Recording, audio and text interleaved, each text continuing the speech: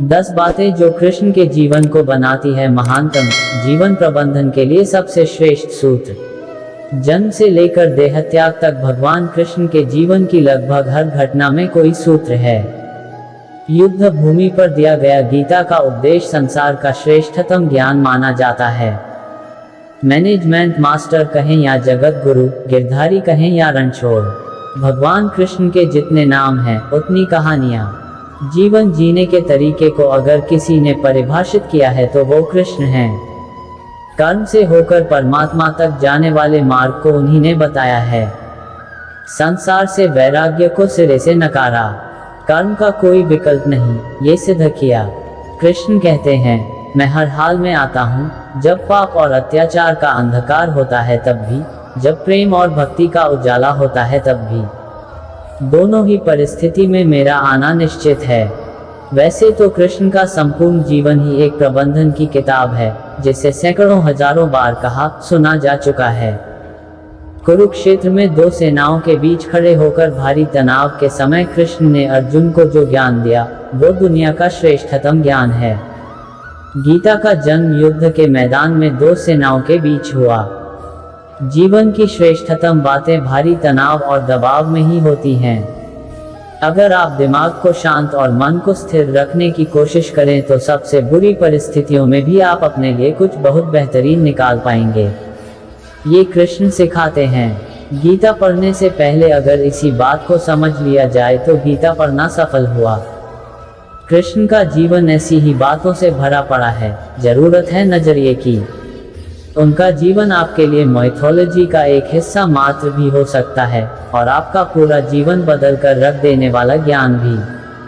आवश्यकता हमारी है, हम उनके जीवन से लेना क्या चाहते हैं। कृष्ण मात्र कथाओं में पढ़ा या सुना जाने वाला पात्र नहीं है, वो चरित्र और व्यवहार में उतारे जाने वाले देवता हैं। कृष्ण से सीखें कैसे जीवन को श्रेष्ठ बनाया जाए। 10 बातें हैं जो अगर व्यवहार में उतार ली तो सफलता निश्चित मिलेगी। 1. शुरू से अंत तक जीवन संघर्ष ही है।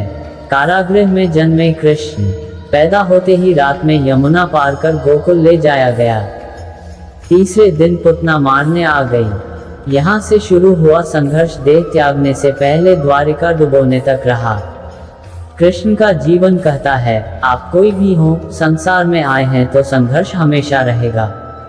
मानव जीवन में आकर परमात्मा भी सांसारिक चुनौतियों से बच नहीं सकता। कृष्ण ने कभी किसी बात की शिकायत नहीं की, हर परिस्थिति को जिया और जीता। कृष्ण कहते हैं, परिस्थितियों से भागो मत, उसके सामने डटकर खड़े हो जाओ, क्योंकि कर्म करना ही मानव जीवन का पहला कर्तव्य है। हम कर्मों से ही परेशानियों से जीत सकते हैं। 2. स्वस्थ शरीर से ही विजय है। कृष्ण का बचपन माखन मिश्री खाते हुए गुजरा। आज भी भोग लगाते हैं हम, लेकिन ये संकेत कुछ और है। आहार अच्छा हो, शुद्ध हो, बल देने वाला हो। बचपन में शरीर को अच्छा आहार मिलेगा तो ही इंसान युवा होकर वीर बनेगा। शरीर को स्वस्थ रखना है तो बचपन से ध्यान देने की जरूरत है।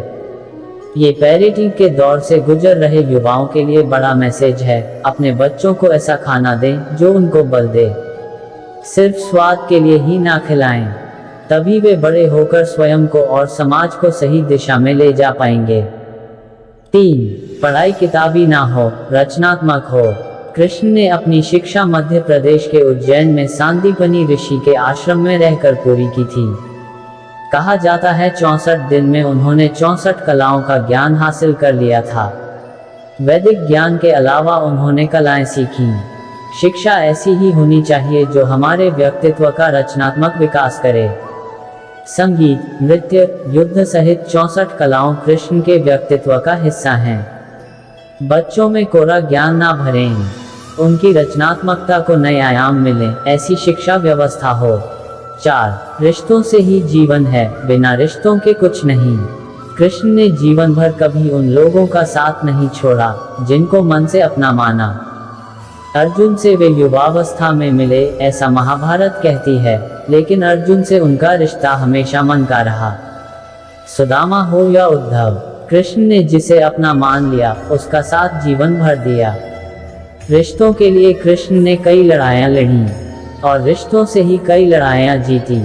उनका सीधा संदेश है, सांसारिक इंसान की सबसे बड़ी धरोहर रिश्ते ही हैं। अगर किसी के पास रिश्तों का थाती नहीं है तो वो इंसान संसार के लिए गैर जरूरी है। इसलिए अपने रिश्तों को दिल से जिएं, दिमाग से नहीं।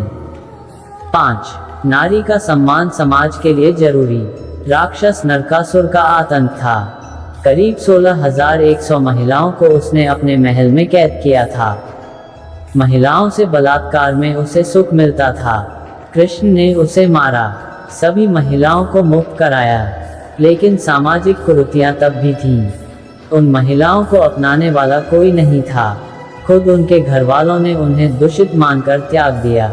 ऐसे में कृष्ण आगे आए, सभी 16,100 महिलाओं को अपनी पत्नी का दर्जा दिया। समाज में उन्हें सम्मान के साथ रहने के लिए स्थान दिलाया। कृष्ण ने हमेशा नारी को शक्ति बताया, उसके सम्मान के लिए तत्पर रहे। पूरी महाभारत नारी के सम्मान के लिए ही लड़ी गई। आप कृष्ण भक्त हैं तो अपने आसपास की महिलाओं का पूरा सम्मान करें। कृष्ण की कृपा पाने का ये सरलतम मार्ग है।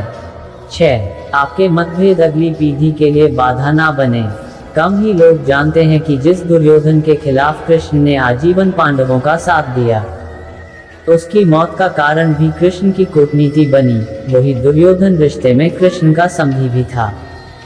कृष्ण के पुत्र सांब ने दुर्योधन की बेटी लक्ष्मणा का अपहरण करके उससे विवाह किया था। क्योंकि लक्ष्मणा सांब से विवाह करना चाहती थी, लेकिन दुर्योधन खिलाफ था। सांब को कौरवों ने बंदी भी बनाया था। तब कृष्ण ने दुर्योधन को समझाया था कि हमारे मतभेद अपनी जगह हैं, लेकिन हमारे विचार हमारे बच्चों के भविष्य में बाधा नहीं बनने चाहिए। दो परिवारों के आपसी झगड़े में बच्चों के प्रेम की बलि ना चढ़ाई जाए। कृष्ण ने लक्ष्मणा को पूरे सम्मान के साथ अपने यहाँ रखा। दुर्योधन से उनका मतभेद हमेशा रहा, लेकिन उन्होंने उसका प्रभाव कभी लक्ष्मणा और सांब की गृहस्थी पर नहीं पड़ने दिया। 7. शांति का मार्ग ही विकास का रास्ता है। कृष्ण ने महाभारत युद्ध के पहले शांति से समझौता करने के लिए पांडवों और कौरवों के बीच मध्यस्थता की। हालांकि दोनों ही पक्ष युद्ध लड़ने के लिए आतुर थे, लेकिन कृष्ण ने हमेशा चाहा कि कैसे भी युद्ध टल जाए। झगड़ों से कभी समस्याओं का समाधान नहीं होता है। शांति के मार्ग पर चलकर ही हम समाज का रचनात्मक विकास कर सकते हैं। कृष्ण ने समाज की शांति से मन की शांति तक दुनिया को ये समझाया कि कोई भी परेशानी तब तक मिट नहीं सकती जब तक वहाँ शांति ना हो। फिर चाहे वो समाज हो या हमारा खुद का मन, शांति से ही सुख मिल सकता है, साधनों से नहीं। 8. हमेशा दूरगामी परिणाम सोचें। महाभारत में जुए की घटना के बाद पांडवों को वनवास हो गया। कृष्ण ने अर्जुन को समझाया कि ये समय भविष्य के लिए तैयारी करने का है। महादेव शिव, देवराज इंद्र और दुर्गा की तपस्या करने को कहा। कृष्ण जानते थे कि दुर्योधन को कितना भी समझाया जाए, वो पांडवों को कभी उनका राज्य नहीं लौटाएगा। तब शक्ति और सामर्थ्य की जरूरत होगी। कर्ण के कुंडल कवच पांडवों की जीत में आड़े आएंगे, ये भी वे जानते थे। उन्होंने हर चीज पर बहुत दूरगामी सोच रखी। कोई भी फैसला तात्कालिक आवेश में नहीं लिया। हर चीज के लिए आने वाली पीढ़ियों तक का सोचा। यही सोच समाज का निर्माण करती है। 9. हर परिस्थिति में मन शांत और दिमाग स्थिर रहे। पांडवों के राजसूय यज्ञ में शिशुपाल कृष्ण को अपशब्द कहता रहा। छोटा भाई था लेकिन मर्यादाएं तोड़ दी। पूरी सभा चकित थी, कुछ क्रोधित भी थे, लेकिन कृष्ण शांत थे, मुस्कुरा रहे थे। शांति दूत बनकर गए तो दुर्योधन ने अपमान किया। कृष्ण शांत रहे। अगर हमारा दिमाग स्थिर है, मन शांत है, तभी हम कोई सही निर्णय ले पाएंगे। आवेश में हमेशा हादसे होते हैं, ये कृष्ण सिखाते हैं। विपरीत परिस्थितियों में भी कभी विचलित नहीं होने का गुण कृष्ण से बेहतर कोई नहीं जानता। 10. लीडर बने, श्रेय लेने की होड़ से बचें। कृष्ण ने दुनिया भर के राजाओं को जीता था। जहां ऐसे राजाओं का राज था जो भ्रष्ट थे, जैसे जरासंध, लेकिन कभी किसी राजा का सिंहासन नहीं छीना। कृष्ण के पूरे जीवन में कभी ऐसा नहीं हुआ कि उन्होंने किसी राजा को मारकर उसका शासन खुद लिया हो। जरासंध को मारकर उसके बेटे को राजा बनाया, जो चरित्र का अच्छा था। सभी जगह ऐसे लोगों को बैठाया जो धर्म को जानते थे। कभी किंग नहीं बने, हमेशा किंग मेकर की भूमिका में रहे। महाभारत युद्ध में भी खुद हथियार नहीं उठाया, पूरा युद्ध कूटनीति से लड़ा। पांडवों को सलाह देते रहे, लेकिन जीतने का श्रेय भीम और अर्जुन को दिया। दोस्तों, आप सभी को ये जानकारी कैसे लगी, हमें जरूर बताएं। चैनल को सब्सक्राइब करें, कमेंट करें, वीडियो को लाइक और शेयर करें। धन्यवाद। जय हिंद।